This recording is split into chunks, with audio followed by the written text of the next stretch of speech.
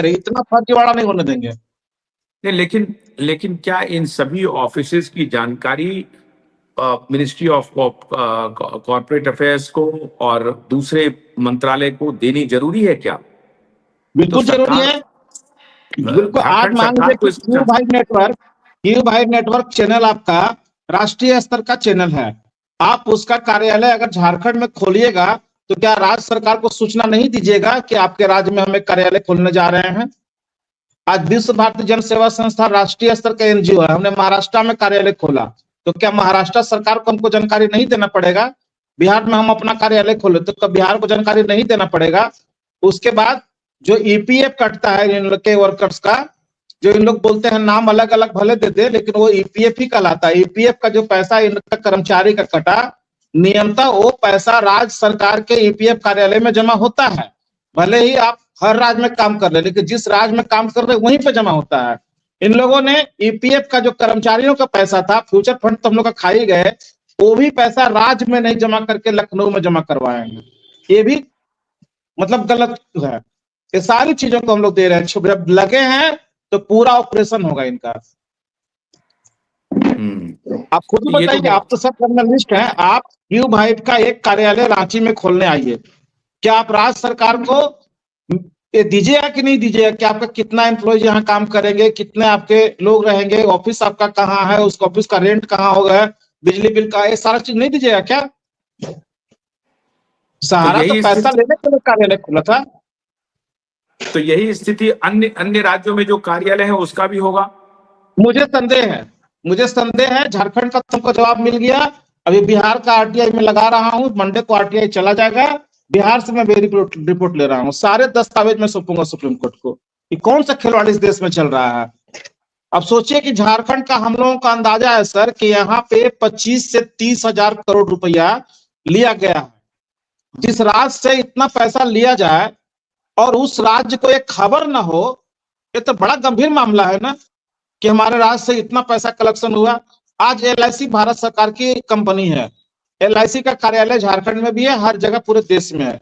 क्या वहां राज्य सरकार को इसकी जानकारी नहीं है? क्या वो श्रम मंत्रालय को जानकारी नहीं होना चाहिए? मिनिस्ट्री ऑफ कॉर्पोरेशन को जानकारी नहीं होना चाहिए? मिनिस्ट्री ऑफ कॉर्पोरेट को नहीं होना चाहिए? फाइनेंस डिपार्टमेंट को नहीं होना चाहिए?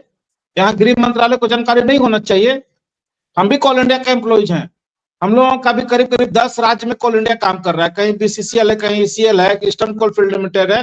तो जहां हम लोगों का डिपार्टमेंट होता है वहां पीएफ का पैसा उसी राज्य में जमा होता है, बाकी टैक्स उसी राज्य को देना पड़ता है, सर्विस टैक्स उसी राज्य को देना पड़ता है। ये ऐसा होता है क्या?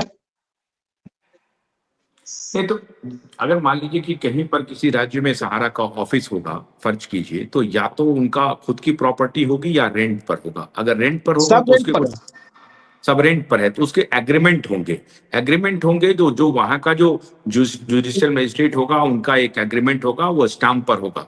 इतनी सी जानकारी तो मेरे ख्याल से, अगर वो भी नहीं है, एग्रीमेंट भी नहीं है, और ये तो आप अद्भुत बात कह रहे हैं कि कोई भी जो ऑफिस है उसका एग्रीमेंट नहीं है।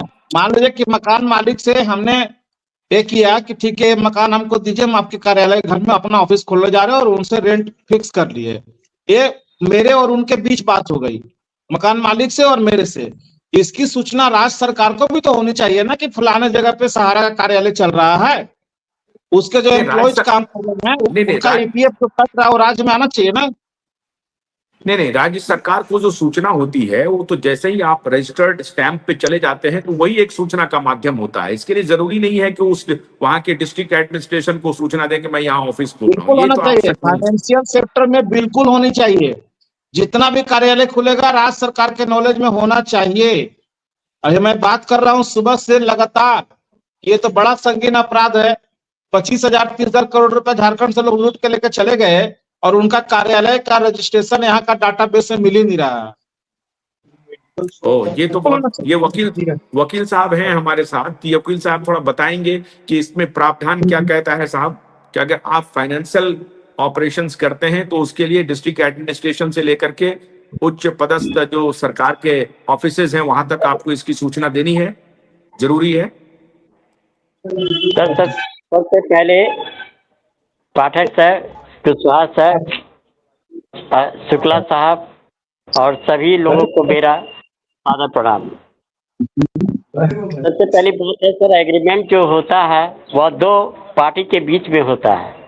इससे सरकार को कोई लेना देना नहीं है।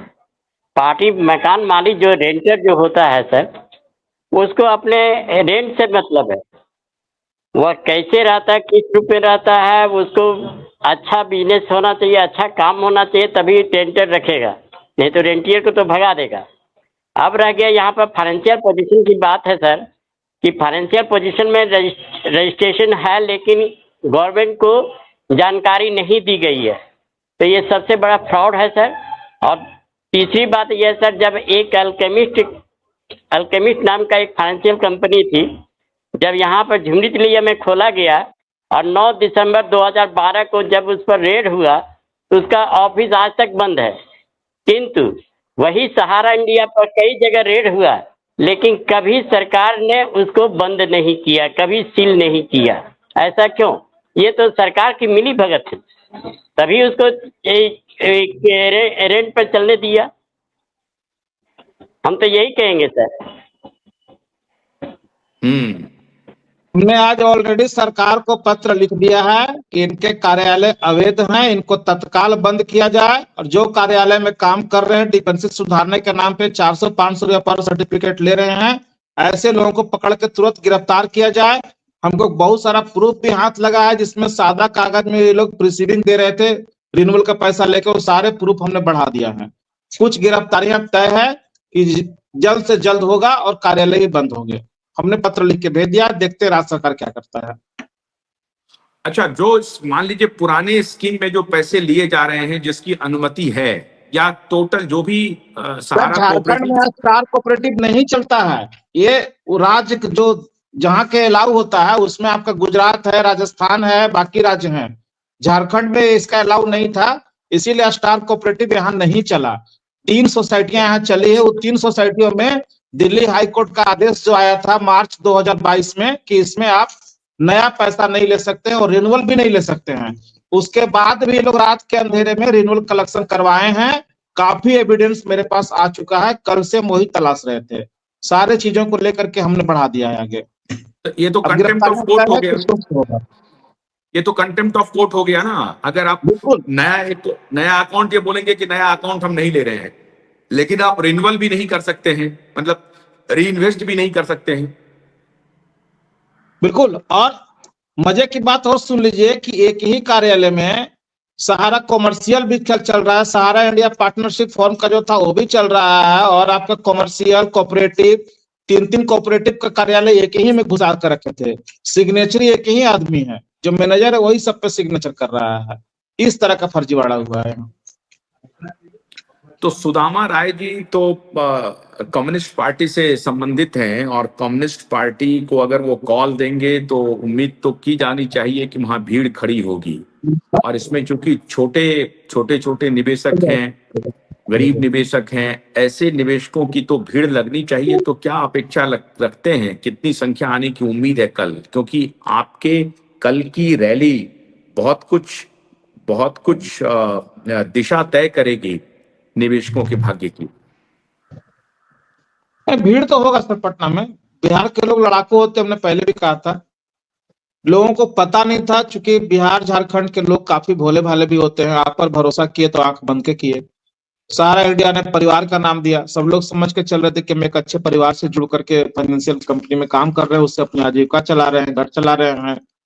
लेकिन जैसे ही पता चल रहा है कि नहीं, इसने काफी फ्रॉड किया हम लोगों के साथ में, ठगा हम लोगों को, तो जितना जल्दी ये लोग किसी पर विश्वास करते हैं, वो विश्वास अगर उठ जाए तो उसके चेहरे पर थूकना ही पसंद नहीं करते हैं, और उसको छोड़ते नहीं हैं लोग। तो आप देख रहे हैं किस तरह से हम लोग लड़ाई लड़ रहे हैं। बिहार के लोगों को धीरे धीरे सारी चीजों का खुलासा हो रहा है। कुछ अंधभक्त हमारे बीच में थे जो उन लोगों को पढ़ाने का काम कर रहे थे, अब उनका आंखों का पट्टी धीरे धीरे सब लोग का खुल रहा है। तो बहुत अच्छा संख्या में भीड़ होगा, कहीं से दो राय नहीं है। एक संदेश भी है कि सारे संगठन एक प्लेटफॉर्म पर खड़े हुए हैं, सब लोग, हम लोग ही बोल रहे हैं, शुक्ला जी का भी टीम के लोग बोल रहे हैं, बाकी लोग भी बोल रहे हैं, तो इससे अच्छा माहौल और क्या हो सकता है। भीड़ तो होगा। प्रवीण जुड़ गए हैं, प्रवीण कुछ कहना चाहते हैं, प्रवीण बोलिए। सर आज मेरा कनेक्टिविटी बहुत गड़बड़ है।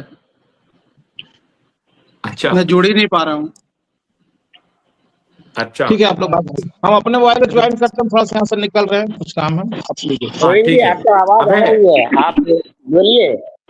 अभय अभय सुप्रीम कोर्ट को जो 7 तारीख को हियरिंग है, इस रैली के बाद आपको लगता है कि इस भीड़ के बाद हम सुप्रीम निकलते कोर्ट के ऊपर भी दबाव पड़ेगा कि नहीं, ठीक है मुझे सर, आप लोग यूनेस्को के हित में कुछ करना पड़ेगा?